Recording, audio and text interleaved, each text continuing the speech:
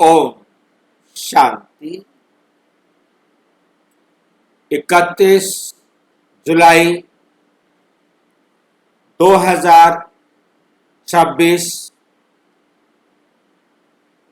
आज की साकार मुरली का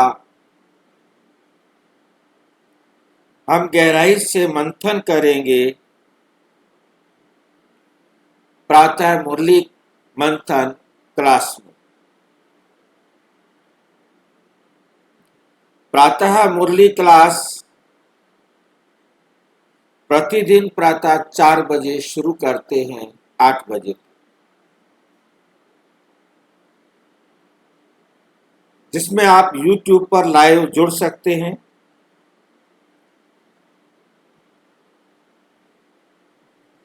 यदि आप Google मीट पर जुड़ना चाहते हैं तो उसके लिए लिंक इसी वीडियो के डिस्क्रिप्शन बॉक्स में दिया हुआ है।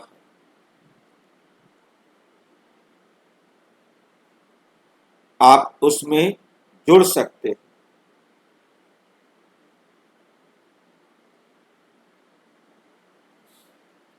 यदि आपको जुड़ने में कठिनाई हो रही है तो सामने जो वीडियो आप देख रहे हैं उसमें चलती हुई लाइन में आपको व्हाट्सएप नंबर दिखाई दे रहा है। उस पर मैसेज करके आप लिंक मंगा सकते हैं, प्रश्न पूछ सकते हैं और आपका कोई सुझाव है तो वे सुझाव भी दे सकते हैं।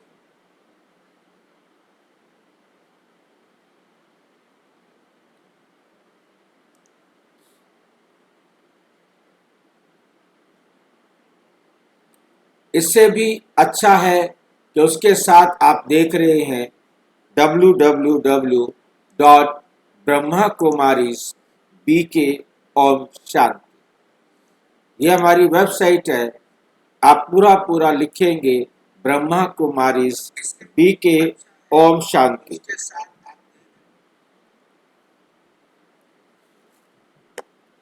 जिसमें पूरा कोई भी अक्षर बड़ा नहीं है, सभी स्मॉल लेटर्स हैं। इसे क्लिक करेंगे तो आप वेबसाइट पर आ जाएंगे। Welcome to the home of godly knowledge. और उसके बाद आप जब होम में आएंगे तो आपको मिलेगा परम पिता परमात्मा से पढ़ना आपका जन्म सिद्ध अधिकार। इसमें आप YouTube पर आप क्लिक करेंगे तो आप सीधा YouTube पर जुड़ जाएंगे। एक ही वेबसाइट पर आप सब कुछ प्राप्त कर सकते हैं। यहाँ पर आप लाइव को आप क्लिक करेंगे तो आपके सामने आ जाएगा।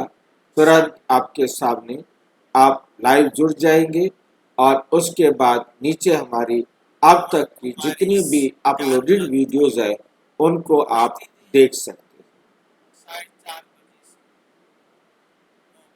इसके बाद आप एक ही क्लिक में मुरली चाहिए सिर्फ, तो YouTube पर तो आप मुरली सामने पढ़ भी सकते हैं, सुन भी सकते हैं।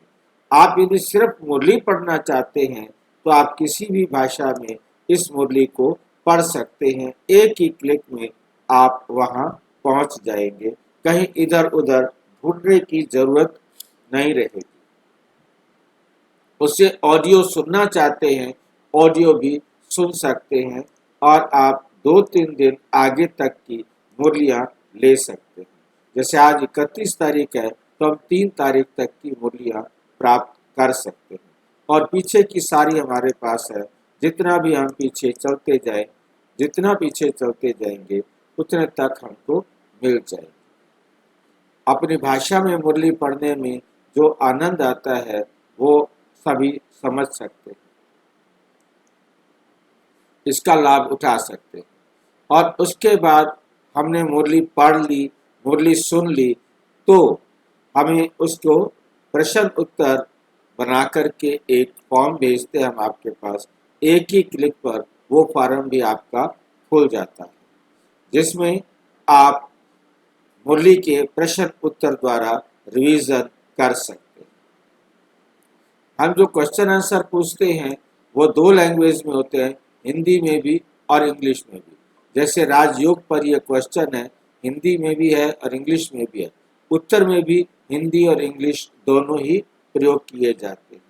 आप इन प्रश्नों का उत्तर सहज रीति से दे सकते हैं और अपने आप को शाबाशी दे सकते हैं यदि आपने पूरे 100 नंबर प्राप्त किए हैं तो।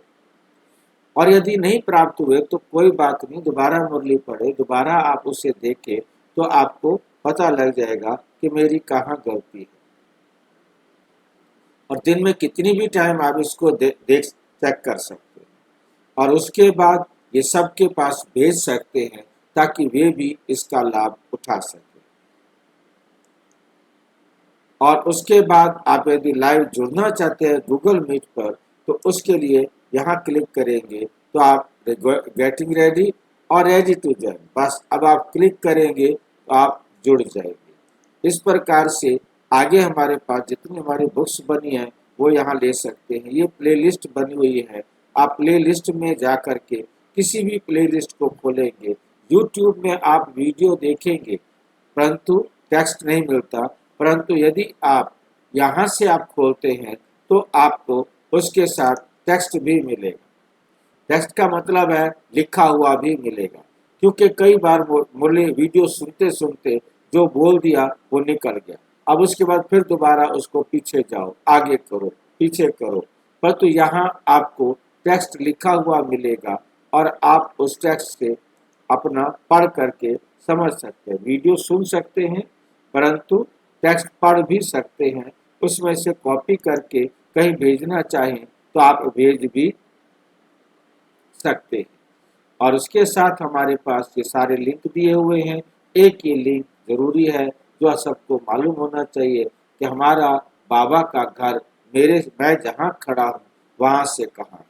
आप कभी बाहर जाते हैं या किसी को कोई बाहर आपके मित्र संबंधी रहते हैं, उनको आप बताना चाहते हैं कि ब्रह्मा कुमारीज का सेंटर कहाँ है, तो ये लिंक जो है हर जगह बताएगा। आप जहाँ भी खड़े हैं, कोई जहाँ भी खड़ा है वो इसे क्लिक करेगा और क्लिक करने के बाद नियर मी लिखा हुआ है, मेरे पास, आप इसे क्लिक करेंगे तो आपके पास के जितने भी सेंटर्स हैं उनके मोबाइल नंबर, उनकी डायरेक्शन और उनकी आप जहाँ खड़े हो वहाँ से कितनी दूरी है, पूरा एड्रेस, ये 4 चीजें आपको उसी समय पता लग जाए।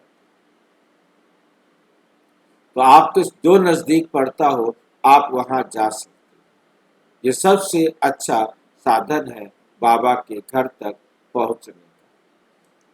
अच्छा, आज की साकार मुरली का हम गहराई से मंथन करेंगे। आज की मुरली का सार, मीठा मीठा बाबा कहते मीठे बच्चे, शिव बाबा को ये भी लालसा नहीं, लालसा भी एक इच्छा है, लालसा भी एक इच्छा है। शिव बाबा को ये भी लालसा नहीं, कौन सी लालसा नहीं, कि बच्चे बड़े होंगे तो हमारी सेवा करेंगे। क्यों नहीं है लालसा शिव बाबा को कि मेरे बच्चे बड़े होंगे तो सेवा करेंगे। रोजाना तो कहता रहता है सेवा करो सेवा करो सेवा करो, आज कह रहा है मेरे बच्चे बड़े होंगे तो सेवा करेंगे, इसकी लालसा भी नहीं है बाबा।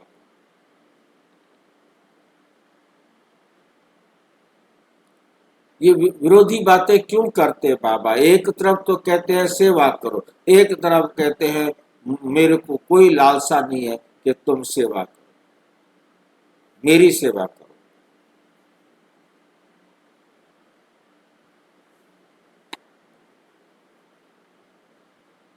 कभी कभी कहते हैं मेरी दाढ़ी की लाज रखो, आज कहते हैं नहीं।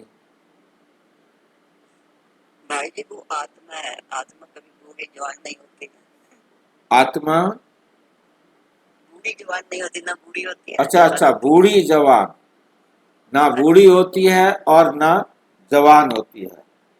फिर इसमें क्या है, बूढ़ी जवान आत्मा नहीं होती तो ना हो।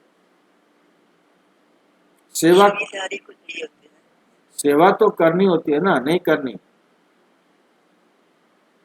शरीर से होती है ना। अच्छा, सेवा शरीर से होती है, आत्मा सेवा नहीं करती। भाई जरूरत तो सेवा की है, शरीर को होती है ना, आत्मा को थोड़ी होती है। शरीर ही नहीं है तो उनको क्या बूढ़े होंगे या कोई परेशानी होगी क्योंकि कोई सेवा करे, ऐसे तो कुछ है नहीं। अच्छा, शरीर ही तो वे कभी बूढ़ा होता नहीं, परमात्मा ऐसा शरीर होता है। लेता नहीं इसलिए बूढ़ा होता नहीं। तो हम आत्माएं तो शरीर लेती है, हम तो जवान और बूढ़े होते हैं।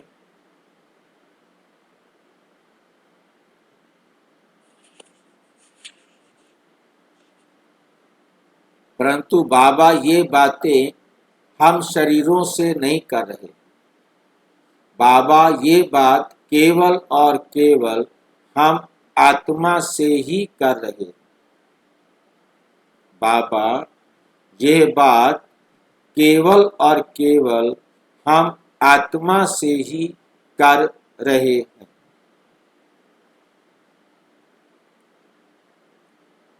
चाहिए ही नहीं, वो कंप्लीट है, इस बात की सेवा। और हम आत्मा की सेवा शिव बाबा को नहीं चाहिए। कुछ नहीं चाहिए, हाँ जी, उसे कुछ नहीं चाहिए। उसे उसे ना तन की सेवा चाहिए और ना आत्मा की सेवा चाहिए।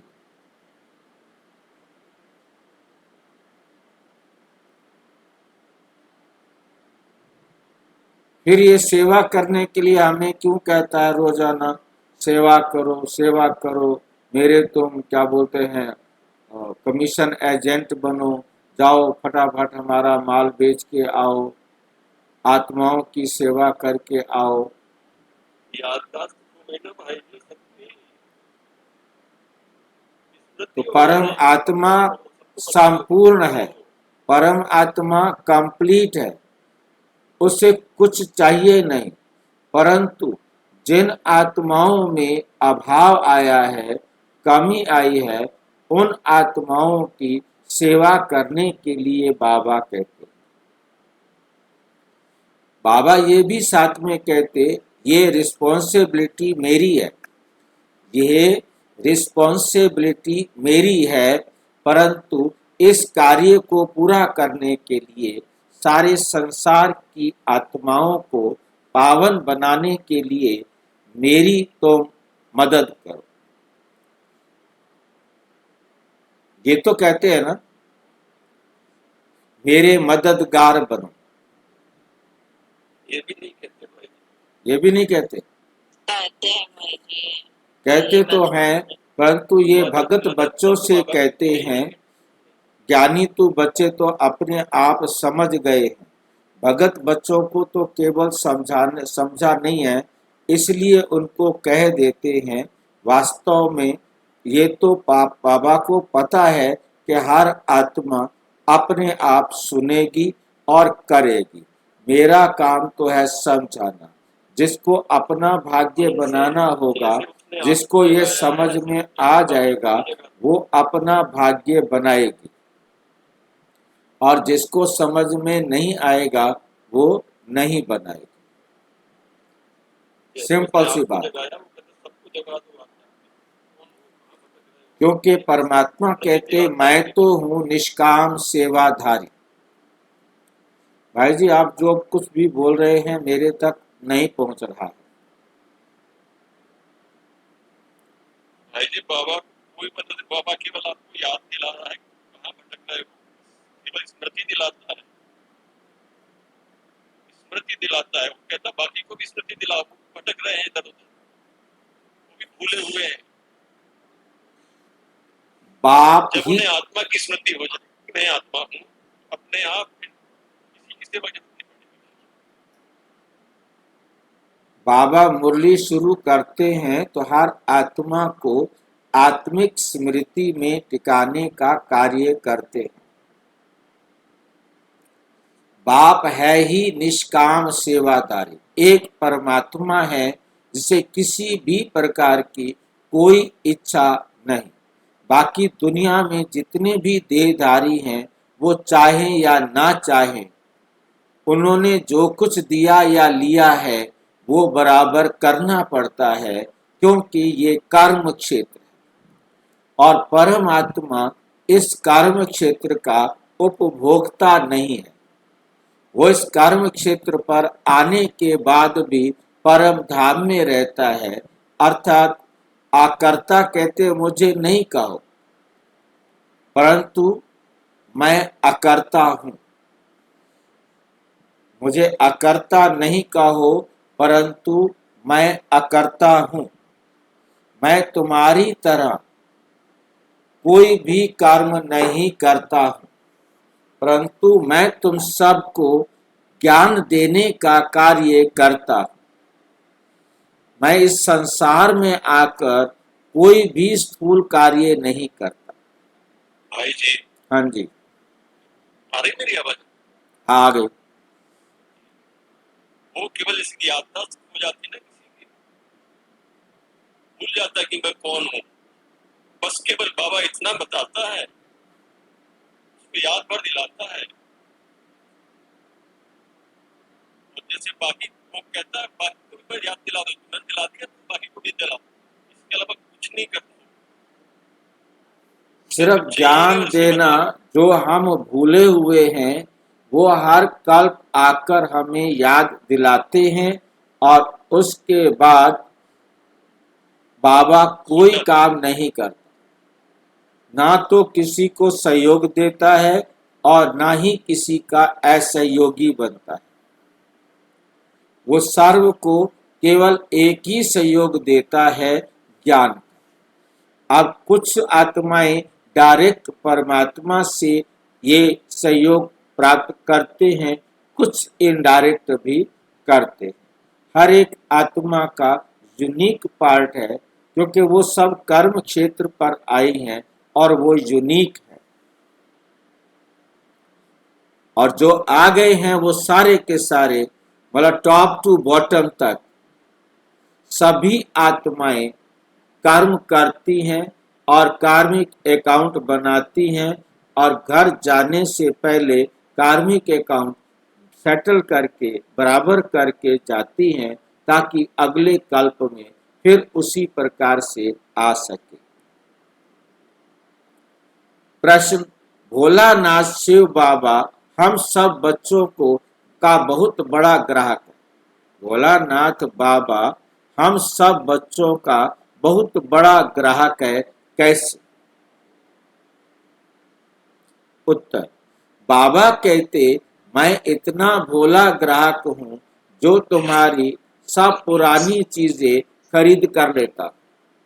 क्या कट रहा भाई जी? मैं तुम्हारा और भोला ग्राहक, कितना भोला ग्राहक हूं जो तुम्हारी सब पुरानी चीजें खरीद लेता हूं। और उसके बाद क्या करते हैं पुरानी चीजें खरीद कर? उसके रिटर्न में सब नई चीजें देता हूं।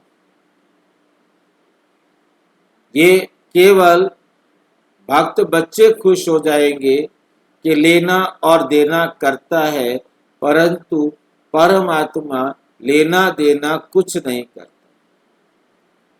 हमें सीधी सिंपल सी बात याद रखनी है कि परमात्मा रास्ता दिखाते हैं।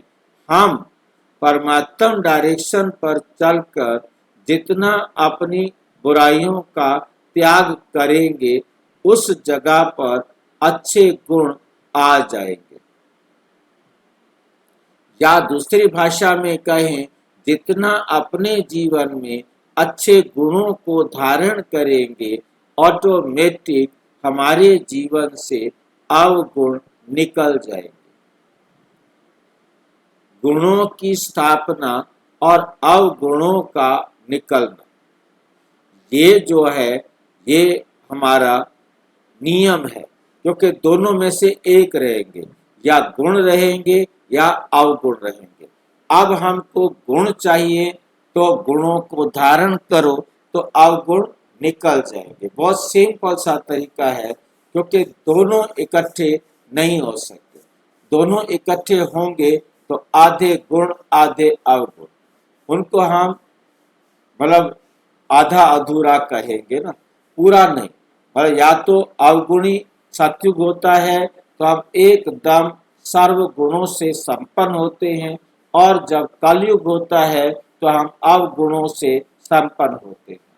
बीच में धीरे धीरे हमारे गुणों का अभाव होता जाता है और अवगुण बढ़ता जाता है, और परमात्मा आकर फिर गुणों की धारणा कराने की विधि सिखाते हैं और अवगुण हमारे जीवन से निकल जाते हैं।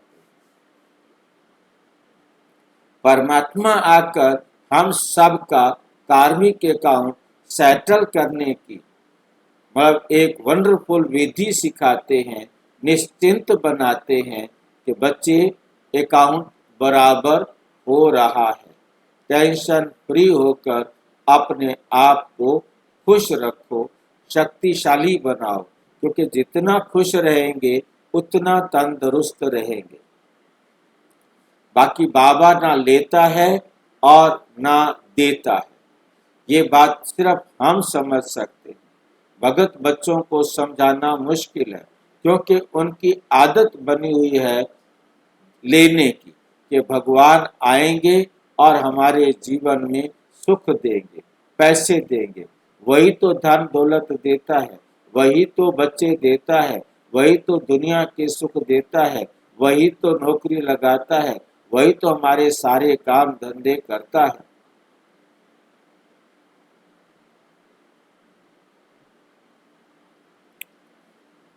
तन मन धन सब आपका है। तुम कहते हो बाबा ये तन मन धन सब आपका है, क्योंकि बाबा बहुत समय से कहते आए हैं कि बाबा अपना बच्चे अपना तन मन धन और जन ये चारों मुझे दे दो। और आज बाबा सीधा हमारे मुंह में दे रहा है कि आप कहते हो, हम बोल रहे हैं या नहीं बोल रहे हैं, जबरदस्ती हमारे ऊपर थोप रहा है। तुम कहते हो बाबा ये तन मन धन जन सब आपका है। हमने कहा है कि सवेरे सवेरे उठते किसी का दिमाग खराब था जिसने सवेरे सवेरे उठते हुए कहा हो बाबा तन मन धन सब आपका है?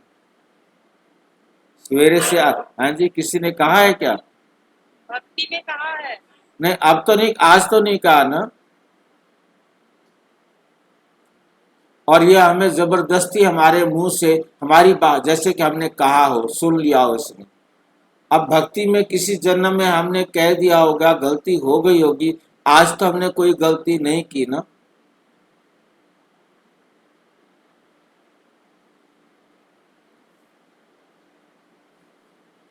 और फिर हम यदि कहें बाबा को, अच्छा बाबा तन मन धन जन सब ले लो, हम कहें तो फिर क्या कहता है बाबा? हाँ जी, करूंगा कहता है। हाँ, क्या करूं तुम्हारा ये बीमार तन, गंदा मन, किसी भी काम में ना आने वाला धन, और ये पतित जन, क्या करूं मैं इनका? अब क्या बताएं, क्यों मांगा था और क्यों मना कर रहे हो?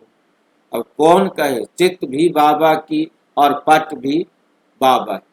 परंतु सत्य क्या है कि हम इनसे अपना ममत्व खत्म करेंगे तो हमारे जीवन में गुणों की धारणा होगी। यदि हमारा इन चारों में बुद्धि फंसी होगी तो हम अपने जीवन में दिव्य गुणों की स्थापना नहीं कर सकते, दिव्य गुणों की स्थापना नहीं कर सकते। ये बात बुद्धि में बहुत अच्छी तरह बिठानी है।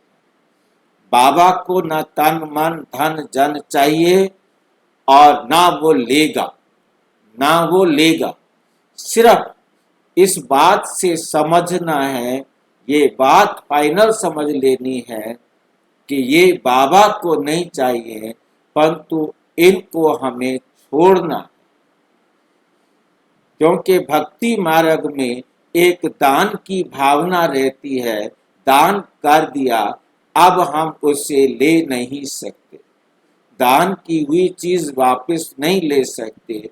ये केवल उस रीति से भक्तों की भाषा में समझाने वाला काम है, परंतु ज्ञानी तु आत्मा के लिए सीधी सी बात है। क्या है सीधी सी बात? कि तुम छोड़ दो इनको और इनको धारण करो। ये अच्छा है, इसको धारण करो, ये खराब है, इसे छोड़ दो। इसके एवजे में तुम्हें ब्यूटीफुल तन मिल जाता है, अपार धन मिल जाता है। आप यदि अपने गुणों को सुधारेंगे, अपने जीवन को सुधारेंगे, अपने आप को पवित्र बनाएंगे, तो जितना सहयोग देंगे उतना सुख सहयोग मिलेगा, जितना स्नेह देंगे उतना स्नेह मिलेगा, जितना धन दूसरों को देकर आप उनके जीवन में खुशियां लाएंगे तो उतना धन आपको मिलेगा, खुशियां लाएंगे। और आपने धन दुनिया को दुख देने के लिए दिया तो वो भी धन आपको देंगे, आपके जीवन में भी दुख आएगा। क्योंकि जो चीज जैसे करेंगे वैसे आपको मिलेगी। गीत भोलेनाथ से निराला और कोई नहीं, बिगड़ी को बनाने वाला और कोई नहीं। ओम शांति। ये भक्ति मार्ग में गीत गाते हैं कि बिगड़ी को बनाने वाला और कोई नहीं, परंतु परमात्मा ना तो किसकी बिगड़ी बनाते हैं और ना किसकी अच्छी को बिगाड़ते। उनकी भावना है, उस भावना को देखते हुए बाबा ने ये कहा। बाप समझाते हैं, बच्चे भी समझ जाते हैं। बाप कहते मैं समझाता हूं और बच्चे भी समझ जाते हैं कि भोलानाथ किसको कहा जाता है। देवताओं को भोलानाथ नहीं कहते। गाया हुआ है, सुदामा ने 2 मुट्ठी अन्न की दी तो महल मिल गए। सुदामा ने 2 मुट्ठी अन्न की, चावल की 2 मुट्ठी दी और उसको 2 महल बना दिए। जितनी मुट्ठी वो खाता गया उतने महल बनते गए। ये तो रुक्मिणी ने रोक दिया, या सत्यभामा थी या जो भी थी उसके पास, उसने रोक दिया, नहीं तो वो भी चले जाते, सारे के सारे चले जाते। कि हम कहाँ रहेंगे, सारे इनको दे रहे हो। ऐसे मतलब भावनात्मक रूप से बुद्धू बनाते थे, कहानी में बनते भी थे और औरों को हम बनाते भी थे। तो भी कितने समय के लिए। क्वेश्चन बड़ा वंडरफुल है, ये समझने वाली बात है। यदि इस लाइन को भक्तों को समझाना हो, भक्तों को समझाने के लिए ये लाइन बहुत बहुत महत्वपूर्ण। कितने समय के लिए महल दिए? जन्म के लिए। हाँ जी, एक जन्म के लिए। एक जन्म के लिए। उसके बाद अगले जन्म में तो फिर मेहनत करनी है। एक कल्प के लिए, अगले कल्प में तो फिर चने खाएगा। क्योंकि ये तो है ही नहीं, क्योंकि बहुत क्लियर हमारे शास्त्रों में ये बात बहुत अच्छी तरह समझ कर समझानी है। सुख के लिए भी लिखा है कि जिन्होंने बहुत पुण्य के कर्म किए हैं, जब उनके पुण्य कर्म क्षीण हो जाते हैं, वे फिर इस संसार में आकर जन्म लेते हैं। और जिन्होंने पाप के कर्म किए हैं, वो पाप के कर्म भी जब उनके क्षीण हो जाते हैं, वो इस संसार में आकर जन्म लेते हैं। संसार में तो आना ही पड़ेगा, हर आत्मा को आना पड़ेगा। पुण्य के कर्म किए हैं वो भी क्षीण करके आना पड़ेगा, पाप के कर्म किए हैं वो भी क्षीण करके आना पड़ेगा। ऐसा क्यों कहा उन्होंने? उन्होंने ये जो उनके बताने में गलती है, उनको धीरे धीरे बहुत सोच करके समझाना है। पुण्य कर्म किए हैं तो उनके लिए वो स्वर्ग में जाएंगे, पाप कर्म किए हैं तो उन्होंने नरक में जाना है। वो समझते हैं नरक भी आकाश में कहीं ऊपर है और स्वर्ग भी आकाश में कहीं ऊपर है, क्योंकि इस धरती पर तो उनको कहीं स्वर्ग दिखाई नहीं दे रहा, और वो ये सोच नहीं सकते थे कि इसी धरती पर स्वर्ग होता था। वो ये बात भी नहीं सोच सकते थे कि इस धरती के ऊपर ही स्वर्ग होता था, ऊपर कोई स्वर्ग आकाश में नहीं है। परंतु जो गरुड़ पुराण में कहानी लिख दी, अब लोगों ने उसको पढ़ा और हमने पढ़ा और हम ब्राह्मणों ने सबको सुनाया, और जिसके कारण उनका जीवन में उल्टा ज्ञान बुद्धि में बैठ गया, और उनको लूटने के लिए हमने दान पुण्य करो, पंडित को दे दो, पंडित भगवान का बिचौलिया है, वो भगवान के पास पहुंचा देगा और आपको जीवन में सुख मिल जाएगा। आप यदि जूते दान करेंगे तो वहां आपके पितर को जूते मिलेंगे, आप छाता दान करेंगे तो बरसात में उसको छाता मिलेगा, आप रजाई दान करेंगे तो ठंडी में उसको रजाई मिलेगी। पूरे साल 12 महीने का उन्होंने सारे मौसमों का वर्णन कर दिया, एक एक अध्याय हर एक पर चर्चा कर दी। अब 12 महीनों के लिए 12 प्रकार के मौसम आते हैं, उसमें जो जो कुछ जरूरत पड़ती है वो आपको दान करनी है। 1 साल का दान करना है। 1 साल का मतलब शमशान भूमि में भी मतलब जो ब्राह्मण है वो कहते हैं जी आप 1 साल के लिए भोजन का दान कर दो। एक बार का भोजन कम से कम 100 रुपये तो लगता है, 3 बार खाना है तो 300 रुपया हो गया एक दिन का, और 1 साल के लिए आप गुना करके जितनी आपकी भावना बैठे, श्रद्धा बैठे दे दो। मतलब लाखों रुपए का हिसाब किताब बना देते हैं, देर नहीं लगाते हैं, फटाफट देख लेते हैं आसामी कैसी है। गरीब है तो चलो भाई जैसा भी तुमका चाहो, 10 रुपये प्रतिदिन का लगा लो, 100 रुपये लगा लो, 50 रुपये लगा लो, जितनी आपकी हिम्मत हो दे जाओ 1 साल का भोजन खिलाने के लिए। अब हम आपके घर आएंगे, आप हमारे को बुलाएंगे, बनाएंगे, खिलाएंगे, लंबा टाइम लगेगा, हम खाते रहेंगे। आपने हमें दे दिया, हम आगे लिखवा देंगे आपके भाग्य का। पता नहीं कैसे लिखवाया जाता है, कोई पूछे उनसे।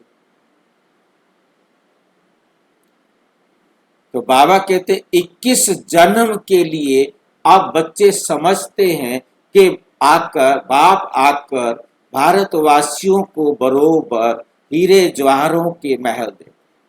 बाप आकर भारतवासियों को बरोबर हीरे जवाहरों के महल देते हैं। किसकी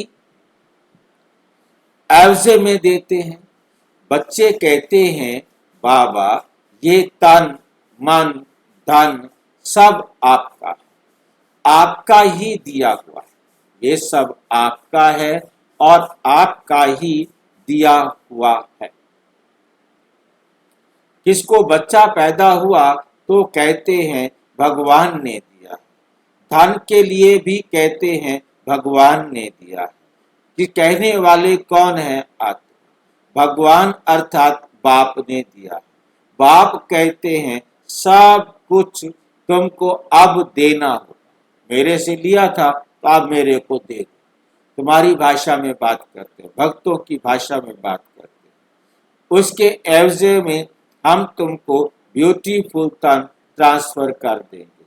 अब हम कहते हैं ले लो, कहते हैं ऐसे नहीं लेता, ऐसे नहीं लेता, ये बीमार तन रखो अपने पास, ये गंदा धन रखो अपने पास, मन अपना गंदा रखो अपने पास।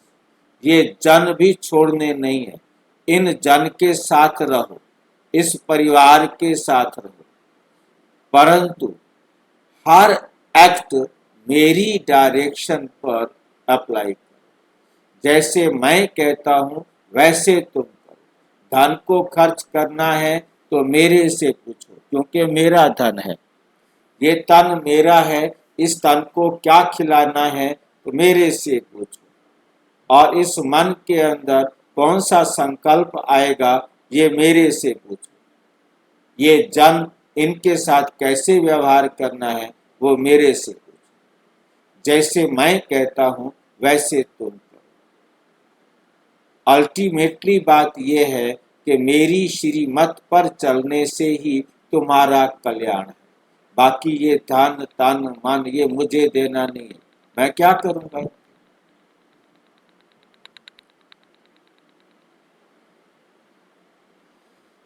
उसके एवजे में तुम्हें ये ब्यूटीफुल तन ट्रांसफर कर दूंगा नहीं।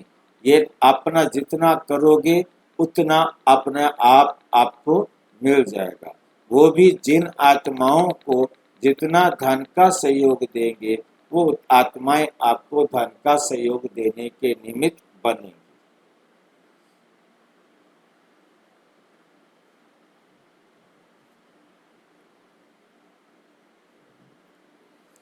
अपार धन देंगे। क्यों देंगे अपार धन? जितना करोगे उतना देंगे। अपार धन कैसे दे देंगे?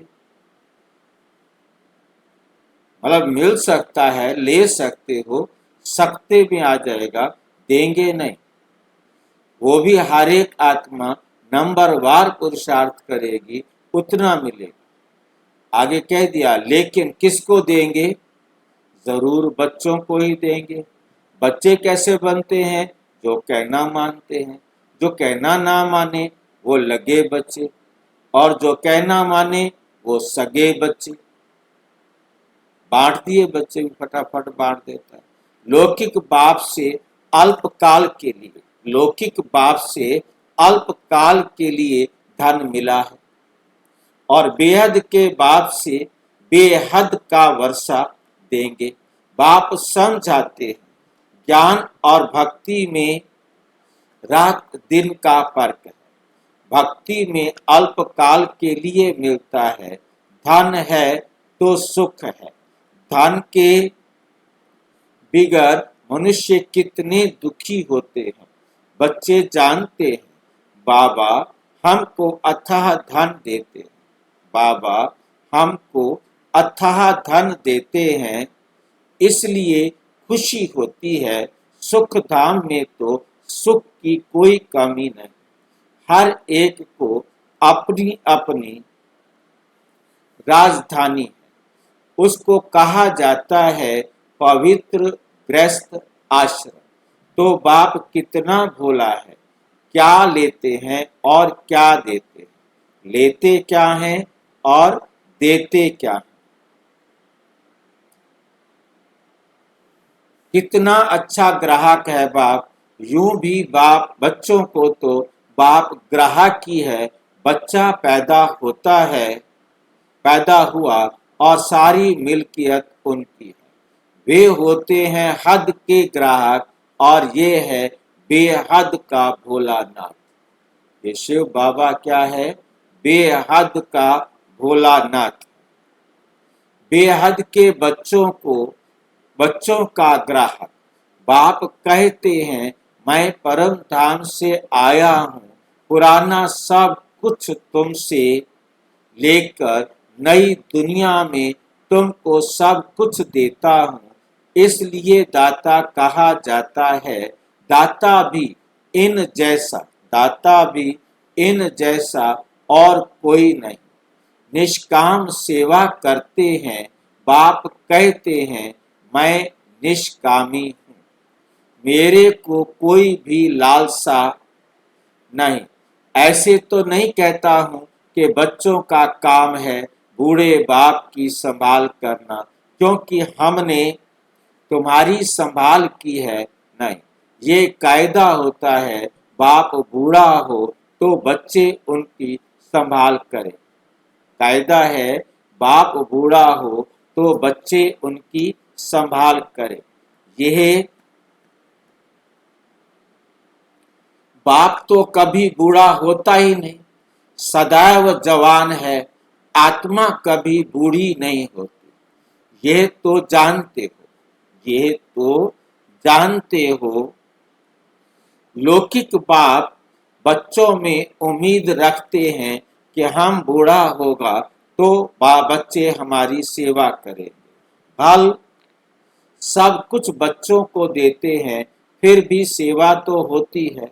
ये शिव बाबा कहते हैं, मैं हूं ही अभोक्ता, मैं कभी खाता नहीं, मैं आता ही हूँ सिर्फ बच्चों को नॉलेज देने।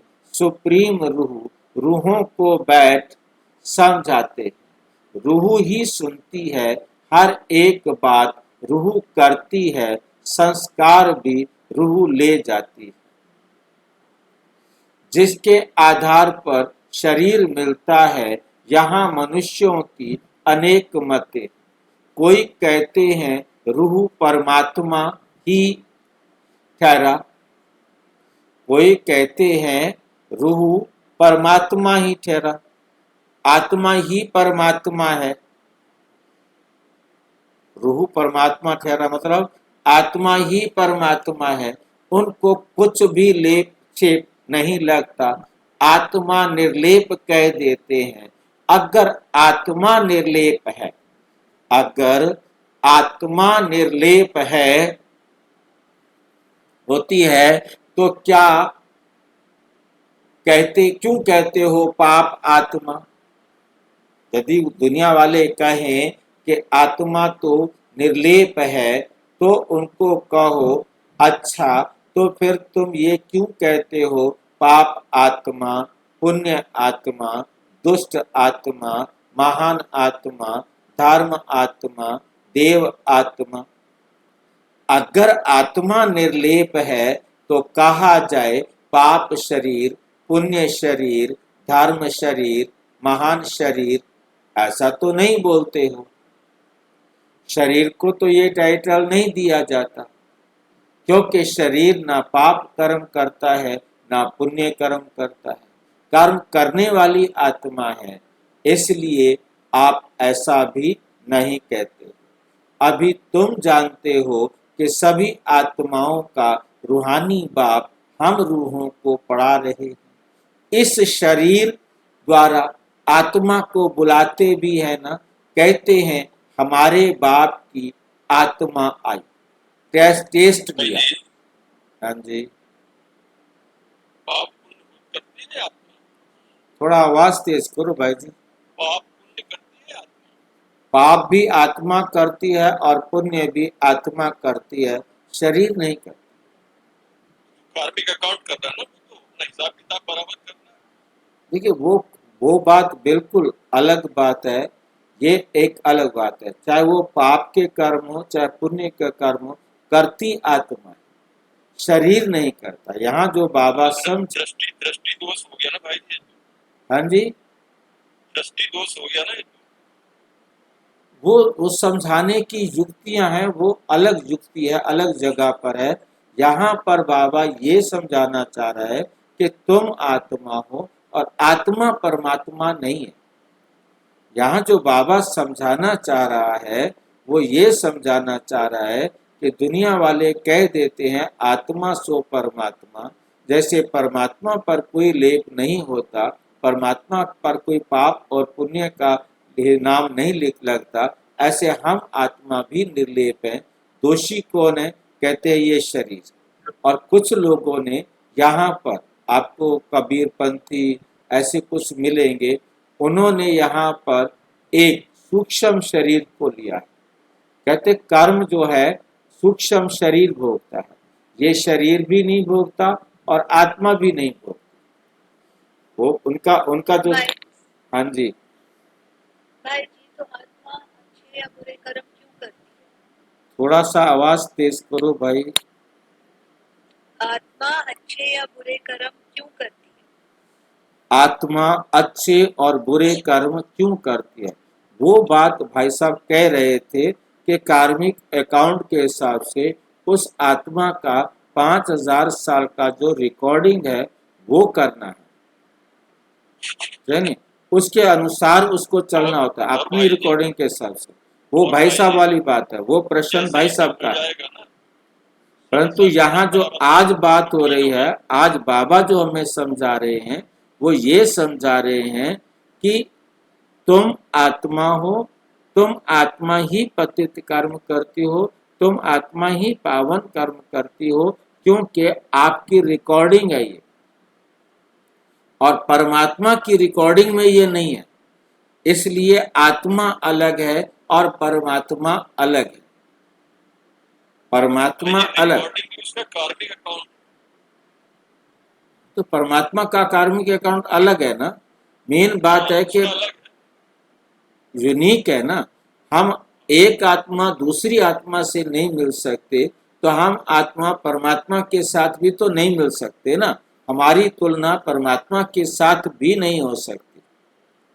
तो हमें बहुत अच्छी तरह से समझना है कि परमात्मा और आत्मा अलग अलग हैं।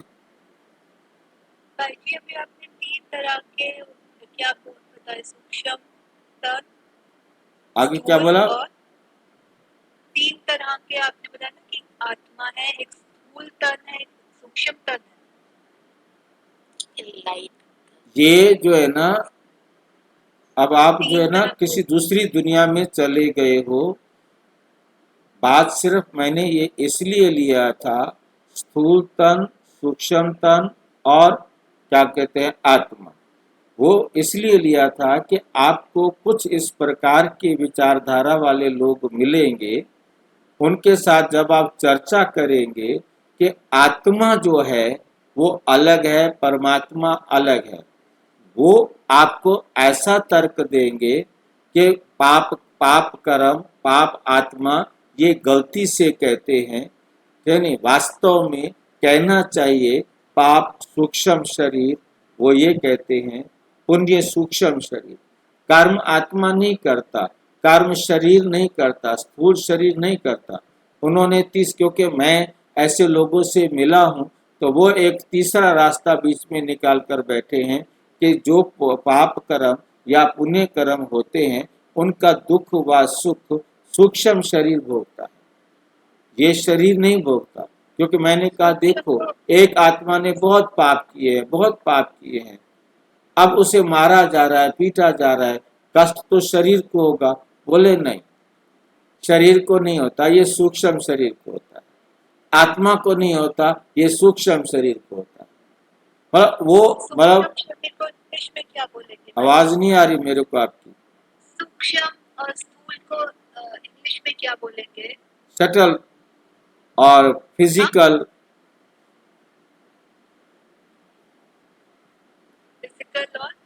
फिजिकल हो गया स्थूल शरीर, सटल हो गया सूक्ष्म शरीर, और आत्मा है ही है।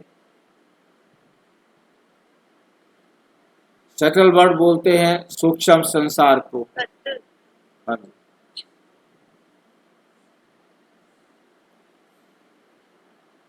तो बाप कहते हैं हमारे बाप की आत्मा आई है, आत्मा को बुलाते हैं। जब पितर होते हैं ना, उसमें पहले ब्राह्मणों में ये योग्यता होती थी कि वो उस आत्मा को बुला सकते थे। बाकी हमने देखा तो नहीं है, परंतु ये देखा है कि आत्माएं आती हैं, और आत्माएं आती हैं वो बुलाते थे। ये मैं नहीं समझ सकता, क्योंकि वो कोई किसी आत्मा को बुलाए और वो आ जाए, ये अलग बात आ जाती है। क्योंकि ये मैं नहीं समझ पाता कि मैं किसी आत्मा को बुलाऊं और वो आ जाए, या मेरे पास कोई योग्यता हो कि मैं आत्मा को बुला सकूं। ये सामर्थ्य हो सकती है कि मैं आत्मा को अपने शरीर में मतलब जो है ना स्थान दे सकूं। आत्मा आएगी तो अपने पाठ के अनुसार आएगी। ये बहुत अलग बात है कि मैं संकल्प वो करूं कि वो आत्मा आए।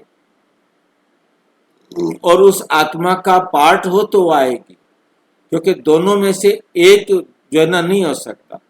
मैं चाहूं कि आपको सुख दूं और आपने मेरे से सुख लेना ही नहीं है, तो मैं दूंगा, देने का संकल्प मुझे क्यों आएगा? आपको मिलना ही नहीं है तो आपको मिलेगा कैसे?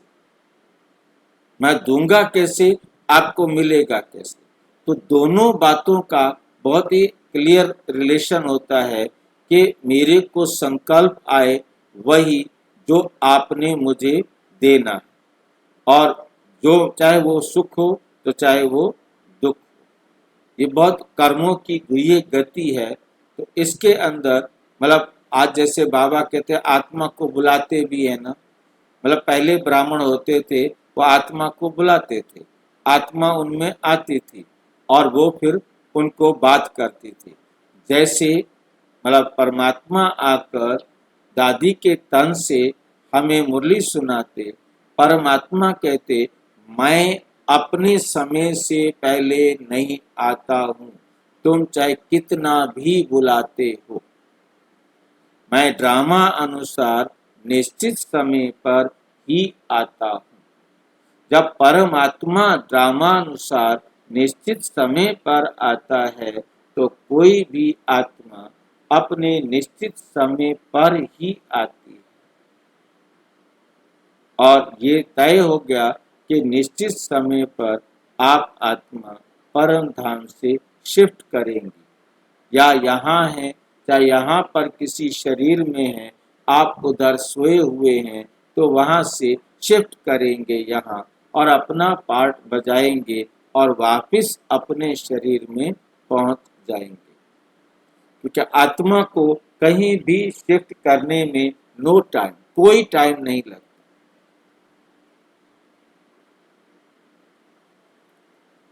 आत्मा को बुलाते भी है ना, कहते हैं हमारे बाप की आत्मा आई और हमने खाना खिलाया और हमारे बाप की आत्मा ने टेस्ट लिया।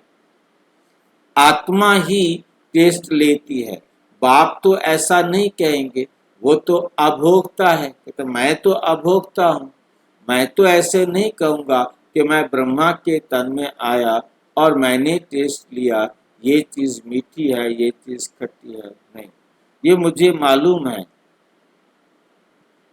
पर तो मैं इसका टेस्ट नहीं लेता।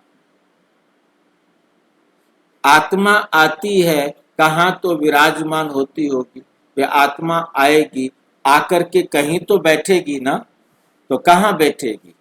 ब्राह्मण आदि को खिलाना भारत में कॉमन बात है कि ब्राह्मणों को भोजन खिलाते हैं भारत में, ये एक कॉमन बात है। आत्मा को बुलाते हैं, उनसे पूछते हैं, फिर कई बातें उनकी सच्ची भी निकलती, मतलब ये ध्यान देने वाली बात है। इस लाइन पर अटेंशन दें तो हमें गहराई से समझ में आएगा। फिर कई बातें उनकी सच्ची भी निकलती हैं, सारी सच्ची नहीं निकलती। ये लाइन बिटवीन द लाइन दूसरा मीनिंग भी आपको समझ में आ रहा होगा। फिर कई बातें उनकी सच्ची भी निकलती हैं, इसका मतलब बहुत सारी बातें क्या होती हैं, उनकी झूठी होती हैं, क्योंकि आत्माएं नहीं आती हर टाइम, आत्मा नहीं आती हर टाइम, वो गपोड़ा मार देते हैं, कभी कभी आत्मा आ जाती होती, वो सच निकल जाता होगा।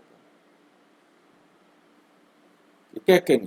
क्योंकि यहाँ मुझे आपको बताने के लिए रमेश भाई को आप जानते हैं, नहीं भी जानते हैं तो समझ ले कि वो सबसे पहले सीए अकाउंटेंट थे जिन्होंने ब्रह्मा कुमारीज का अकाउंट लिखा। हालांकि वो उनके पेरेंट्स ज्ञान में आते थे, वो ज्ञान में नहीं आता था। उन्होंने शादी भी बाद में की, और उसके बाद जो है ना, जब उनके फादर ने शरीर छोड़ा तो बहन जो है ध्यान में गई। उस समय तो जल्दी जल्दी काम होते थे ना, तो जो परिचित होते थे छोड़ते थे तो उनके लिए भोग लगाया जाता था। तो बहन ध्यान में गई, भोग लगाया, और उसने कहा कि उन्होंने भोग स्वीकार किया, उसको बुलाया और ऐसे ऐसे हुआ। तो जो बहन भोग लगाने बैठी थी वो उस परिवार में पहली बार ही गई थी, मतलब पहले कभी नहीं गई। तो ये अब रमेश भाई जी को हुआ कि इसने मेरे पिता को देखा है ऊपर। जब भोग पूरा हो गया, संदेश पूरा हो गया, तो रमेश भाई जी ने उनको कहा, क्या आपने ऊपर मेरे पिताजी को देखा था? बोले हाँ। आप मेरे पिताजी से कभी मिले हो? कहते नहीं। फिर आपने कैसे पहचान लिया कि वो मेरे पिताजी हैं जिनको आप खिला के आए हो, भोग लगा के आए हो, जिसको बाबा ने खिलाया है?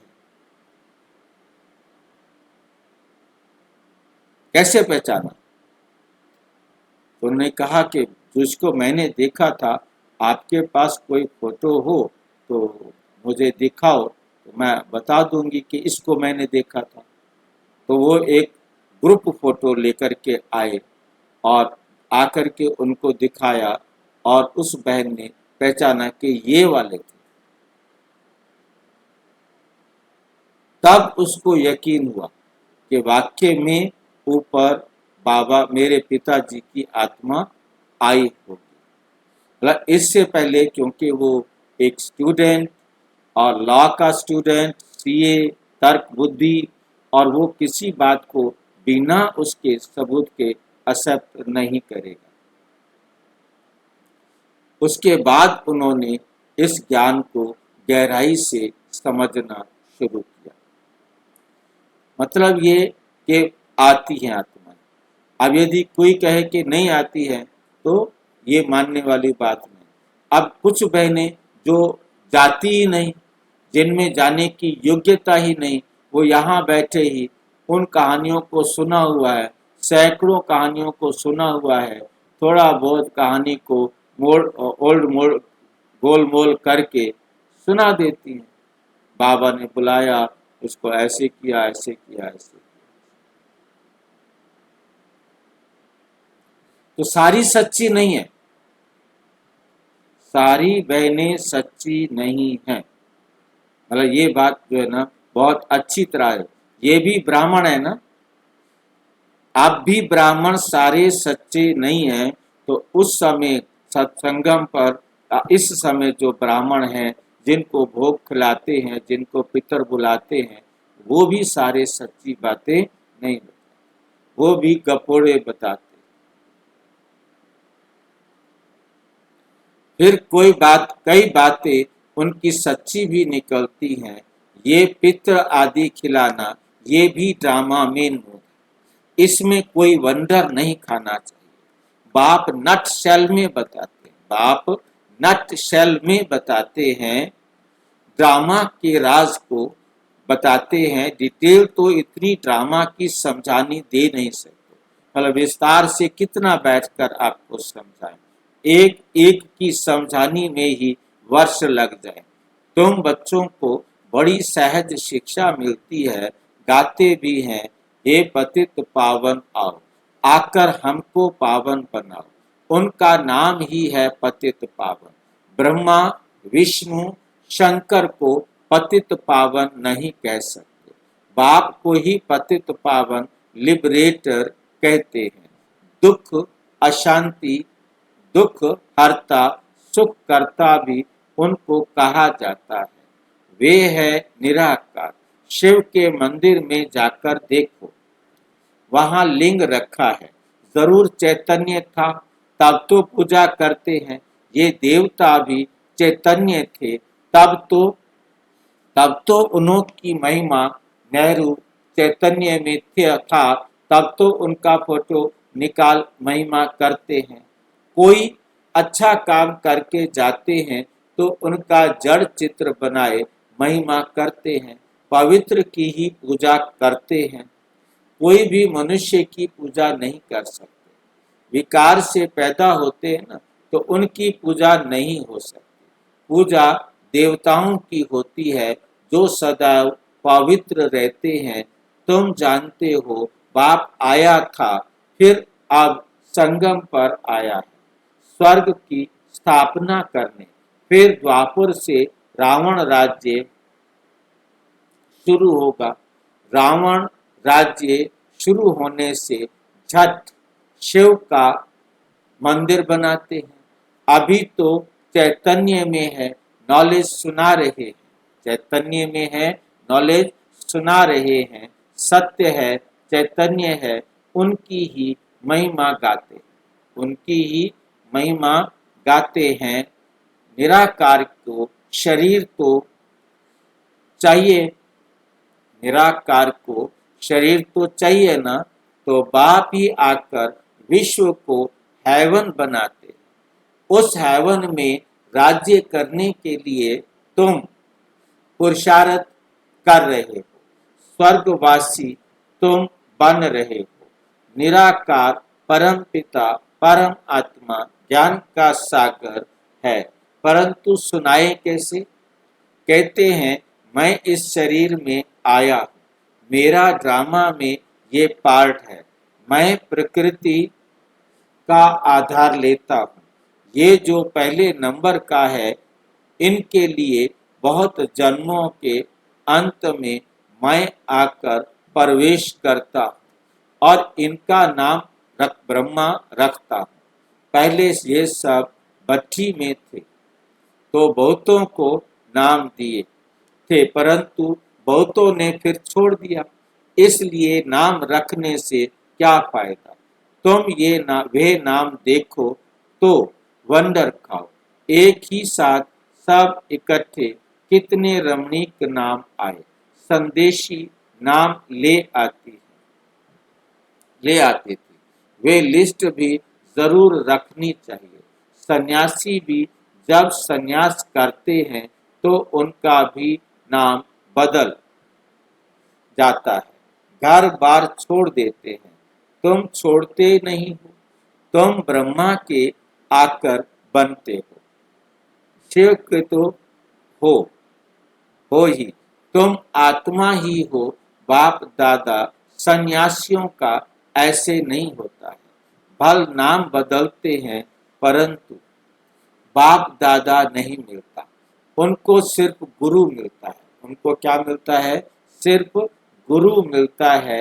हठ योगी, हद के सन्यासी और राजयोगी बेहद के सन्यासी में रात दिन का फर्क है।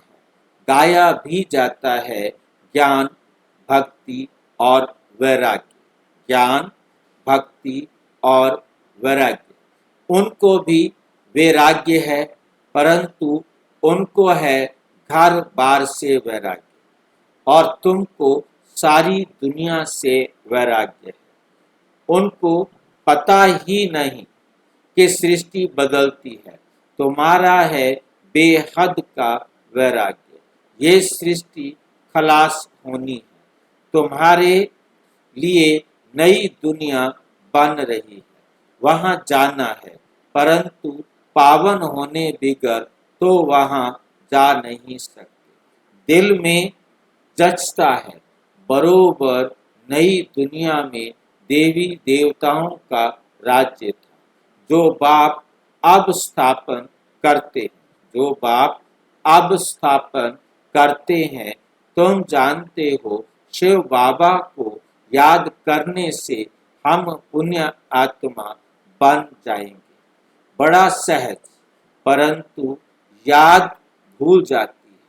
भक्ति मार्ग की रस्म रिवाज बिल्कुल ही अलग है। वापस अपने घर तो जाना है। वापस क्या है? अपने घर तो कोई जा नहीं सकते बिना टाइम के। समय से पहले कोई भी आत्मा परम धाम जा नहीं सकती। पुनर्जन्म सबको जरूर लेना है। घर जाने का समय एक ही, घर जाने का समय कितना क्लियर बाबा समझाते हैं। घर जाने का समय एक ही है, अलग अलग नहीं। फलाना मोक्ष को प्राप्त हुआ, ये तो गपोड़ा है। बाप कहते हैं कोई भी आत्मा बीच में वापस नहीं जा सकती, नहीं तो सारा खेल बिगड़ जाए। यदि आत्मा कोई बीच में वापस चली जाए फिर तो सारा ड्रामा ही बिगड़ जाएगा। हर एक को सत्तो रजो तमो में जरूर आना है। मोक्ष के लिए तो बहुत आते हैं, समझाया जाता है, मोक्ष होता नहीं। ये तो अनादि बना बनाया ड्रामा है, वे कभी बदली नहीं हो सकता। मक्खी यहाँ से पास हुई फिर 5000 वर्ष बाद ऐसे ही पास होगी। ये तो जानते हैं बाबा कितना भोला है। पतित पावन बाप अपने परम धाम से आते हैं पार्ट बजाने, वही समझाते हैं ये ड्रामा कैसे बना हुआ। इसमें मुख्य कौन है? जैसे कहते हैं ना, सबसे साहूकार कौन इस दुनिया में, उसमें नंबर वार नाम निकालते हैं, एक लिस्ट बनाते हैं कि सबसे अमीर कौन है, साहूकार कौन है, तो उसका फिर न्यूज़पेपर में आता है वर्ल्ड में सबसे अमीर ये, सेकंड नंबर पर ये, भारत में सबसे अमीर ये, सेकंड नंबर पर ये। तुम जानते हो सबसे साहूकार कौन है? वो कहेंगे अमेरिका।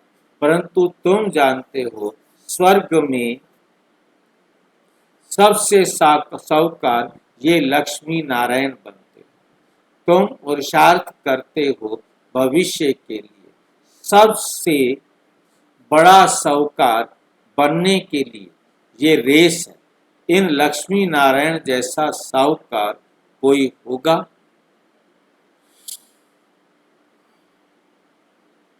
नहीं होगा। अल्लाह अव्वल दीन की भी कहानी बनाते हैं। थका करने से कुबेर का खजाना निकल गया।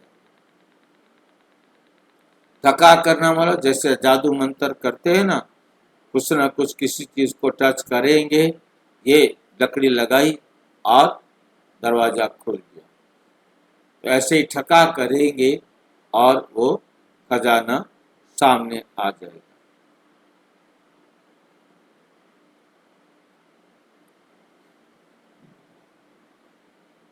बहुत किस्म किस्म के नाटक बनाते, बहुत किस्म के नाटक बनाते हैं। अभी तुम्हारी बुद्धि में है ये शरीर छोड़ स्वर्ग में जाएंगे, हमको कारून का खजाना मिलेगा।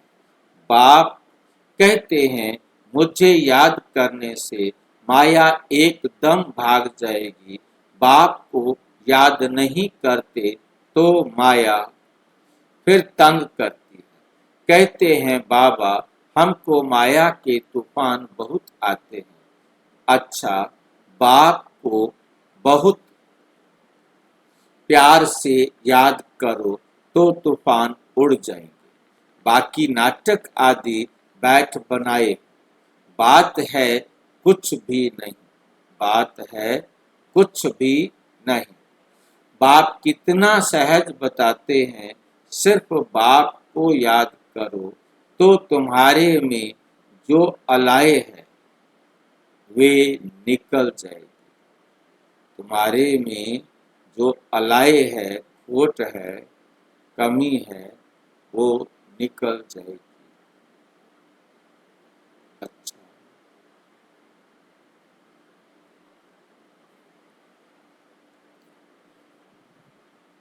आत्मा कोई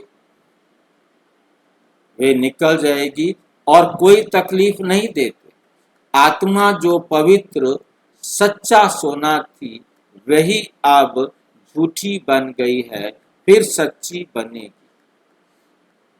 इस याद अग्नि से आग में डालने से बिगर सोना पवित्र हो ना सके। याद अग्नि का मतलब क्या कहेंगे? याद को अग्नि क्यों कह रहे हैं बाबा?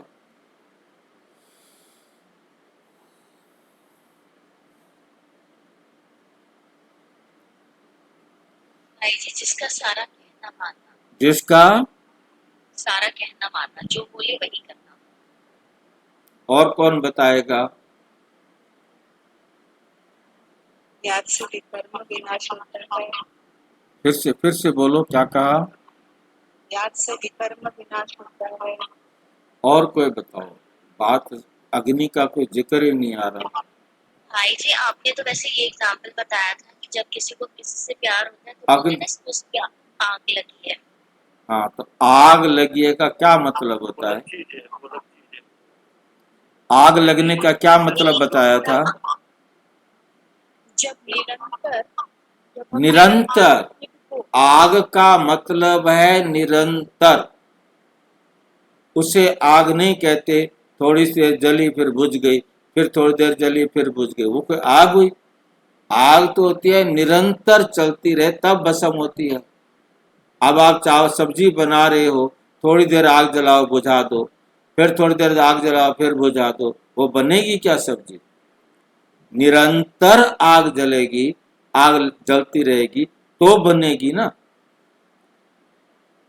तो इसी प्रकार से अग्नि जब भी शब्द आता है याद के साथ, योग अग्नि कहो, याद अग्नि कहो, उसका मतलब है निरंतर। आप निरंतर बाबा की याद में रहेंगे तब सफलता मिलेगी। कभी कभी वालों को क्या सफलता मिलेगी? आग में डालने बिगर सोना पवित्र हो ना सके।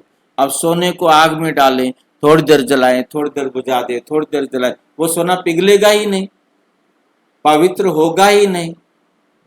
मतलब निरंतर, आग का मतलब ही है निरंतर। अब किसी को किसी के प्यार की आग लगी होती है, वो लगातार होती है ना, वो खाते हुए, सोते हुए, उठते हुए, बैठते हुए, चलते हुए, उसे और कुछ दिखाई नहीं देता। उसे सिर्फ एक ही दिखाई देता है और कुछ दूसरा दिखाई ही नहीं देता। उसकी बुद्धि उसको छोड़ ही नहीं पाती।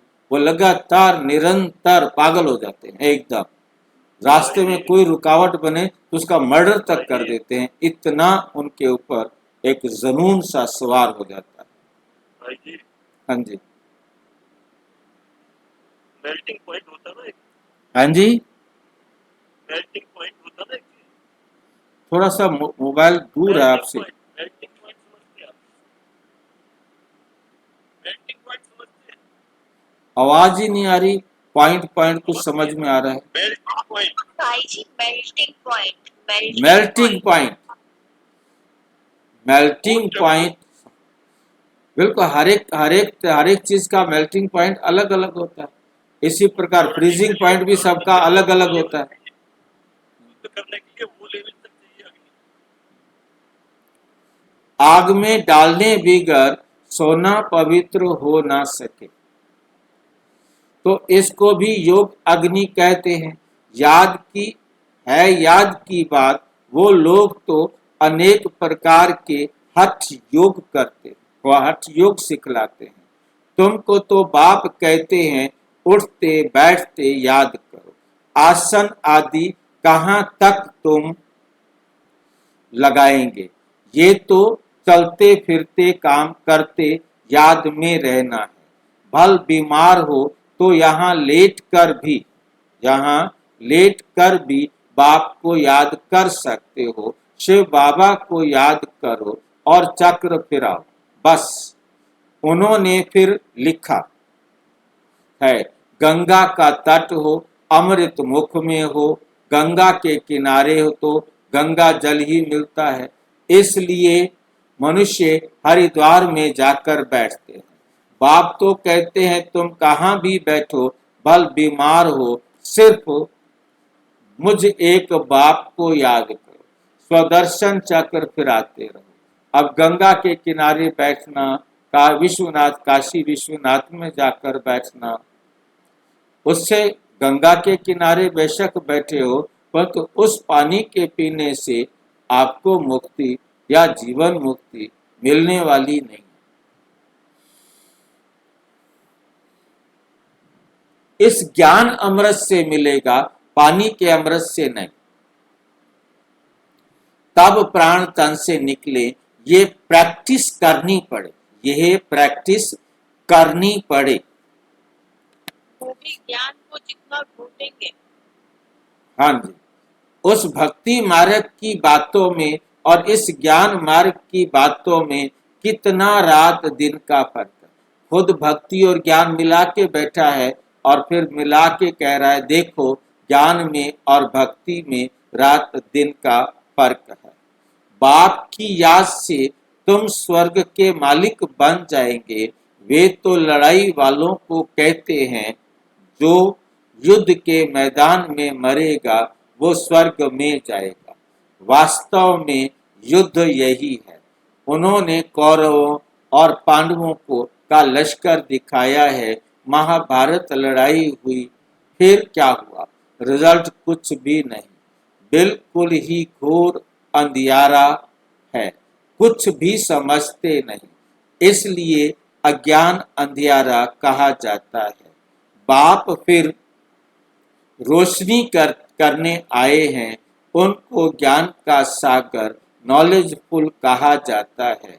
अभी तुमको भी सारा ज्ञान मिला है, वह है मूल वतन जहाँ तुम आत्माएं रहती हो, उनको ब्रह्मांड भी कहा जाता है। यहाँ रुद्र यज्ञ रचते हैं तो बाप के साथ साथ तुम आत्माओं की भी पूजा करते हैं, क्योंकि तुम बहुतों का कल्याण करते हो। बाप के साथ तुम भारत की खास और दुनिया की आम रूहानी सेवा करते हो। इसलिए बाप के साथ तुम बच्चों की भी पूजन होता है, तुम बच्चों का भी पूजन होता है। अच्छा, मीठे मीठे सिक्की लधे बच्चों प्रति माता पिता बाप दादा का याद प्यार और गुड मॉर्निंग। रूहानी बाप की रूहानी बच्चों को नमस्ते। हम रूहानी बच्चों की रूहानी बाप दादा को नमस्ते नमस्ते नमस्ते। धारणा के लिए मुख्य सार नंबर 1, माया के तूफानों को भगाने के लिए बाप को बहुत प्यार से याद करना है। आत्मा को योग अग्नि से सच्चा सच्चा सोना बनाना है। बेहद का वैरागी बन इस पुरानी दुनिया को भूल जाना है। दुनिया बदल रही है, नई दुनिया में जाना है, इसलिए इससे संन्यास ले लेना है। वरदान, कदम कदम पर सावधानी रखते हुए पद्मों की कमाई जमा करने वाले पद्मपति भव। बाप बच्चों को बहुत ऊंची स्टेज पर रहने की सावधानी दे रहे हैं, इसलिए अभी जरा भी गफलत करने का समय नहीं। अब तो कदम कदम पर सावधानी रखते हुए कदम में पद्मों की कमाई करनी। एक एक कदम में पद्म, तो जितने कदम चलेंगे उतने पद्मों की कमाई करते पद्मपति पद्म। इसका क्या मतलब होता है? जब मैं नया नया ज्ञान में आया था तो कदम में पद्म, जितना सा कदम आप चल के सेंटर पर जाएंगे उतने पद्म आपके खाते में जमा हो जाएंगे। ऐसी कहानी सुनाई जाती थी। एक भाई है, उसको बच्चे 15 रुपए 10 रुपए किराया देते थे रिक्शे का, वो पैदल चल के आता था और वो 15 रुपए भंडारी में देता था। उसको पद्मों की कमाई मिलती थी। रिक्शे पर बैठकर जाएगा तो उसके कोई कदम तो चले नहीं, तो उसको पद्मों की कमाई कैसे होगी? तो पैदल चल के आता था तो उसके हर कदम में पद्म जमा होते थे और 15 रुपए उसने भंडारी में दिए तो वो भी उसकी कमाई पुण्य का काम हो जाता।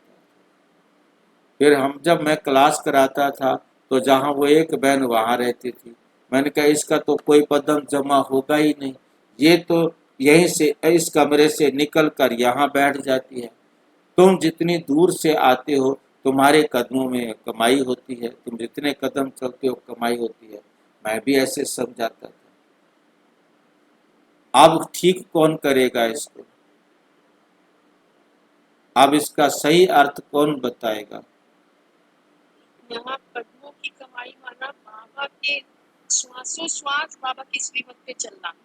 हाँ, मतलब जितने संकल्प, जितने बोल, जितने कर्म हम बाबा की श्रीमत पर करेंगे, हर एक्ट कदम है, पैरों वाले कदम नहीं है।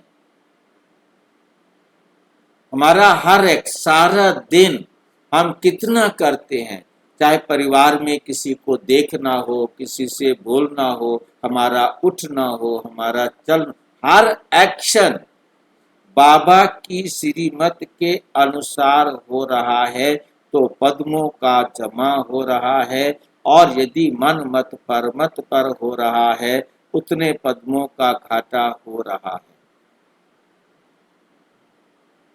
उतने पद्मों का घाटा भी साथ में हो रहा है। रात को ये चेक करना है कि कितने पदम कमाए और कितने पदम गंवाए। ये है पोता मेल देखना। हम ऐसे गलत जगह पर पड़ गए हैं, क्या करें? कोई इलाज नहीं। एक सेकंड के लिए, एक संकल्प के लिए, एक कदम भी बाबा की श्रीमत के विपरीत चलना माना घाटा।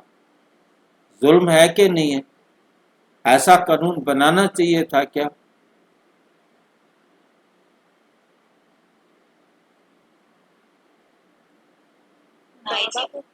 बाबा का कानून भी ड्रामा में लिखा हुआ है।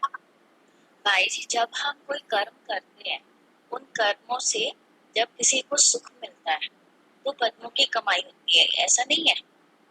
और जब दुख होता है तो उसमें कहाँ कमाई होती है? अगर हम किसी को दुख दे रहे हैं, वो घाटा हो जाएगा। हाँ, उतने पदम जमा नहीं हुए, नुकसान हुआ ना। मान लो कि आपके 24 घंटे में 1,00,000 कर्म हुए, आपने उसमें से 1,000 कर्म तो अच्छे किए और 99,000 आपने खराब किए। क्या हुआ? हिसाब लगाओ अपना ना। फायदा हुआ कि घाटा हुआ? अब इतना फायदा लगाएंगे तो हमारा हार्ट फेल हो जाएगा। इतना घाटा रोज हो रहा है। बाबा हमारा हार्ट फेल करना चाहता है क्या? क्यों लगाएं हम हिसाब? हिसाब लगाएंगे तो हमें दिखाई देगा तेरा तो घाटा होगा। हमारे पास मुरली का टाइम होता है, वही हम सोच लेते हैं, वही कर लेते हैं, वही थोड़ा है। तो ये तो रोटी खाने का भी, खाने का, बैठने का, उठने का, जाने का, आने का, सारे सेकंड का हिसाब किताब निकालने के लिए कहता है। अब ऐसा पोता मेल कौन निकाले? कोई हमने कंप्यूटर लगा रखा है? बाबा इसलिए कहते हैं ताकि हमको खुद को चेकिंग करना है कि हम कितना सुधर रहे हैं और कौन कौन गलतियां हम डेली कर रहे हैं, ताकि वो गलतियों पे हम ध्यान रखें। अब ये फंसना हो गया है ना। पहले बता देता, पहले तो हमारे कदम अच्छे थे, रोजाना जितने कदम चल के जाते थे उतना जमा हो जाता था। अब जब से ये समझ में आया है और घाटा हो गया है। सोचते थे आज हम जो है ना कम से कम 1000 कदम तो चले होंगे, 1000 कदम चले तो 1000 तो कदम जमा हो गए हमारे। और तो ये नहीं पता था वो तो कदम है ही नहीं। ये सच्चाई को जाने हैं जब से, तब से खुद में थोड़ी उन्नति दिखाई भी दे रही है। अच्छा हुआ है तो ठीक है, फिर तो ठीक है, अच्छी बात है, फिर तो ठीक। पद्मा पदम भाग्यशाली ऐसे कर्म भी हों, एक कदम भी पदम की कमाई के बिगड़ ना जाए। एक एक भी कर्म देखना, एक भी एक चीज यहाँ से वहां रखी, वो बाबा के श्रीमत के अनुसार रखी तो जमा, यदि बाबा के श्रीमत के अनुसार नहीं रखी तो नहीं जमा। हमने एक रोटी का टुकड़ा तोड़ा वो बाबा की श्रीमत के अनुसार तोड़ा, खुशी में तोड़ा तो शक्ति, और यदि हमने दुखी होकर तोड़ा तो बेड़ा गर्क। खाते हुए एक एक नवाले को हम 32 बार चबाने के लिए कहते हैं। हमने 32 बार चबाया और बाबा की श्रीमत पर चबाया तो हमारा जमा, और यदि 2 बार तो बाबा की याद में थे, बाकी हम किसी और के गुस्से में थे, नफरत में थे, आग लगी पड़ी थी अंदर दूसरी कोई और, तो वो नर्क में जमा। बताओ, एक रोटी के टुकड़े पर 32 बार हमने गलती से चबा लिया, निगल लेते तो अच्छा होता ना। उस रोटी का जो खून बनेगा वो पानी बन जाएगा। बताओ, मतलब सोच सोच के ना मेरा दिमाग खराब होता है कि इतना बारीक जो है ना, हम कहाँ तक हिसाब लगाएं।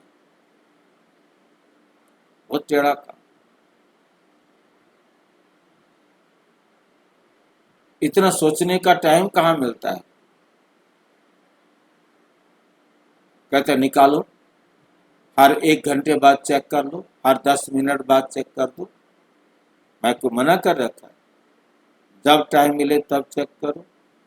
अपने आप को चेक तो आपको करना, नहीं तो मैं लगा दूंगा, पैसे दे देना। अब कहाँ से लावे उसको देने के लिए पैसे। चेक करेंगे तो अपना ही तो भला करेंगे ना भाई। भला तो करेंगे, परंतु टाइम कितना लगेगा चेक करने में।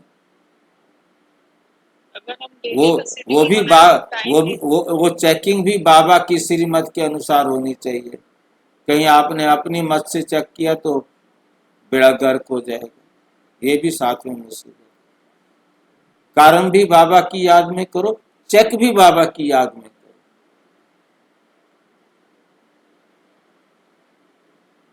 सोचो, तो बहुत सोच समझ कर श्रीमत प्रमाण हर कदम रखना है। सोच समझ कर श्रीमत में मन मत मिक्स नहीं करो। सावधान भी करें, अलर्ट भी करें। कहीं सोचो मन मत मिक्स कर दी, हमने तो बाबा की श्रीमत के अनुसार किया। मन को ऑर्डर प्रमाण चलाओ तो मन मना भव की स्थिति स्वतः रहेगी। ये अव्यक्त इशारे ज्वाला स्वरूप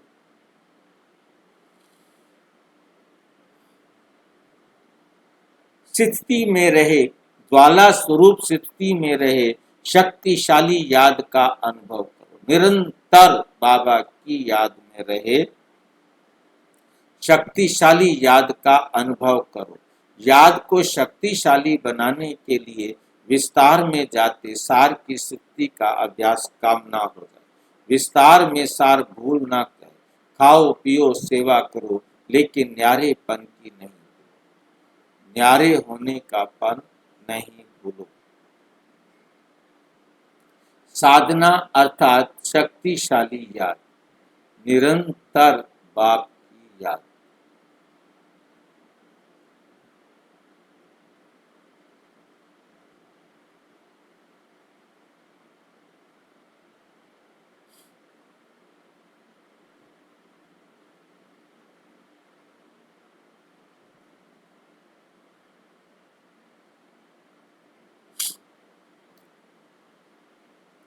निरंतर बाप के साथ दिल का संबंध। साधना इसको नहीं कहते कि सिर्फ योग में बैठ गए, लेकिन जैसे शरीर से बैठते हो वैसे दिल मन बुद्धि एक बाप की तरफ, बाप के साथ साथ बैठ जाए। ऐसी एकाग्रता ही ज्वाला की स्वरूप की स्थिति सामने।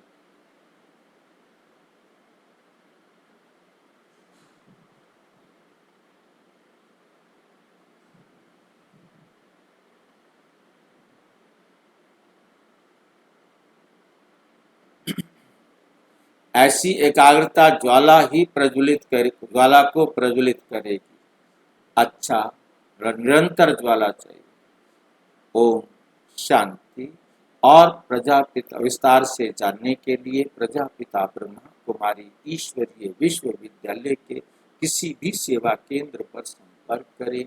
और यदि कोई प्रश्न है तो 9213106986 पर केवल टेलीग्राम करें। 9650 692270 पर केवल व्हाट्सएप करें। ओम ओम शांति। ओम शांति भाई जी।